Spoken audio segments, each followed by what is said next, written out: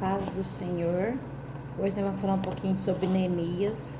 Neemias foi um grande líder.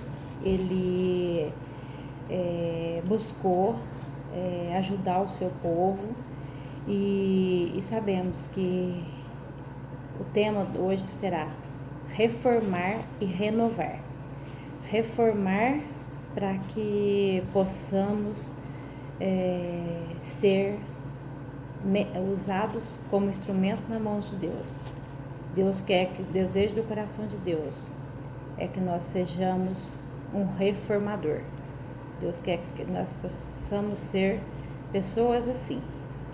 E tudo que é reforma dá trabalho. Se a gente construir é muito mais fácil, mas a gente precisa reformar também. E vemos aqui que Neemias, ele era um escravo que vivia na Babilônia e ele, quando soube que seu povo lá em Jerusalém estava na miséria, estava sofrendo, sendo arruinado, os muros tinham sido derribados, a cidade estava toda destruída, as portas queimadas. Ele ficou muito triste. Quando veio seu irmão Anani, no capítulo 1, versículo 2 de Neemias, diz isso, que seu irmão chegou e contou, quando ele perguntou como está o povo. Então, quando a gente for perguntar, a gente tem que tomar cuidado. A gente vai estar pronto para ouvir aquilo que as pessoas estão necessitando? Ou vou perguntar para perguntar só? Veio Anani, um de meus irmãos, com alguns de Judá. Então lhe perguntei pelos judeus que escaparam.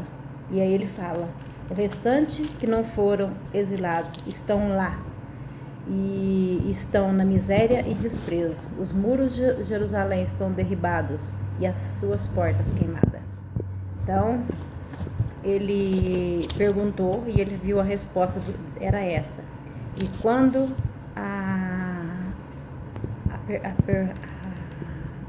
salvação vem de onde a gente não espera. Ele era um garçom que servia o rei, mas ele fez a sua história numa nação. Ele fez a sua história num povo. Que nós possamos também fazer a nossa história no meio de um povo. E quando a dificuldade cai no ouvido do certo, tudo se resolve. Ele sentiu a dor do outro. Ele falou no versículo 4: então eu, ouvindo essas palavras, sentei-me, chorei e lamentei por alguns dias, e estive jejuando e orando perante o Deus. Então, quando chegou ali, ele sentiu a dor do outro, tudo mudou.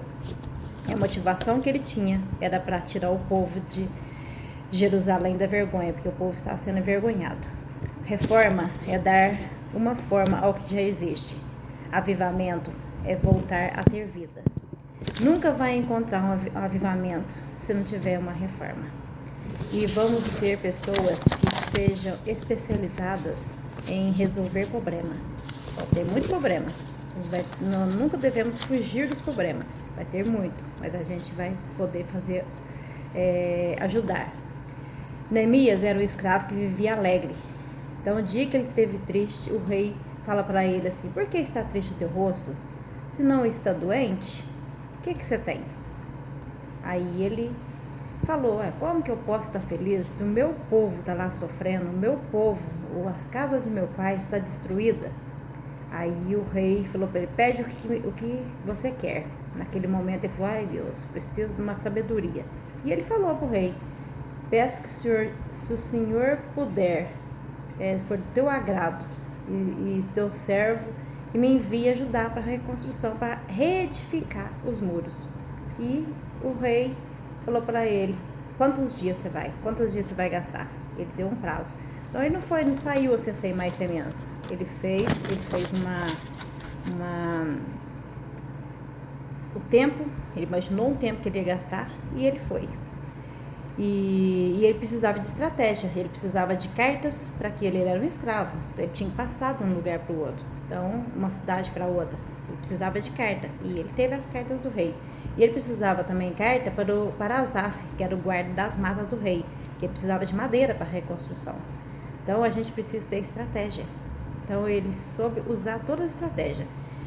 E outra coisa, ele não saiu contando seus planos. Ele só contou depois que estava tudo pronto. Ele fala: não declarei a ninguém o que o meu Deus puser no coração para fazer em Jerusalém. Ele não saiu contando por aí o que ele ia fazer, o que deixou de fazer.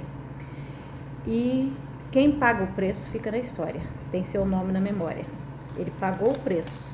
Ele fala no versículo 20 do capítulo 2: o Deus dos céus é que nos dará bom êxito. Nós, seus servos, nos disporemos e reedificaremos. Vós, todavia, não tendes parte, nem direito, nem memorial em Jerusalém. Sambalá e os seus amigos foram zombar dele.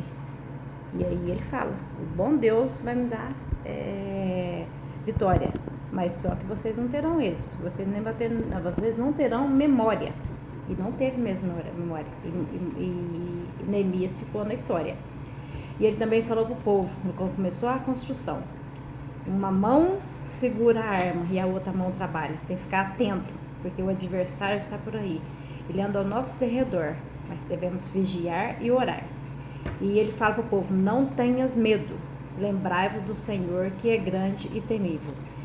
E em 52 dias, Neemias conseguiu fazer uma reforma naquela cidade. E ele mudou toda uma história do povo. E nós, o que estamos fazendo? O que nós possamos fazer para mudar a história de várias pessoas que estão precisando. Romanos 12:2 fala: e não sedes conformados com este mundo, mas sedes transformados pela renovação do vosso entendimento, para que experimenteis qual seja a boa, agradável e perfeita vontade de Deus. A gente precisa renovar para conhecer a boa, a perfeita e agradável vontade de Deus. Se a gente não fizer isso, a gente não vai conhecer. E a vontade de Deus é tão preciosa, ela é perfeita, ela é agradável.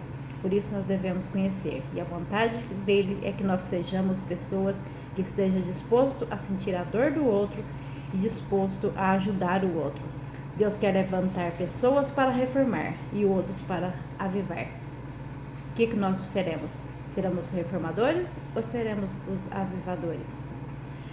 Mas se nós não nos dispusermos a ajudar na reforma, nós não vamos ver o avivamento. Estou convencido que aquele que começou boa obra em vocês vai completá-la até o dia de Cristo Jesus. Deus não deixa as coisas pela metade. Se ele começou a boa obra, ele vai terminar. A memória do justo é abençoada. A memória do justo está em Provérbios 10:7. A memória do justo é abençoada. E na verdade nunca será abalado. O justo ficará em memória eterna. Salmos 112:6. Assim como ficou o Neemias. Neemias, quantos anos aconteceu esse episódio? Mas Neemias, que foi um grande líder, ele ficou na memória. Porque ele foi uma pessoa que fez aquilo que Deus puser em seu coração.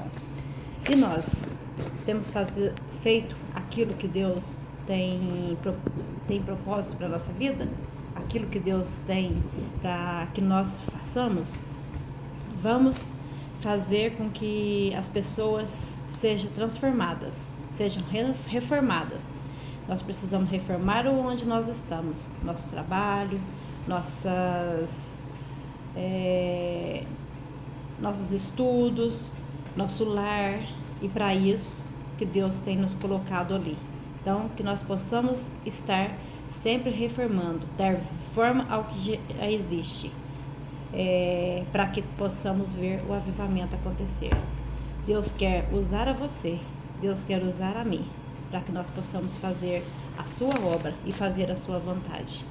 Que Deus te abençoe e que você seja um grande reformador, para que vidas sejam transformadas e que você entre na história de fazer a diferença, para que vidas sejam mudadas, para que vida seja abençoada através da sua vida. Deus te abençoe.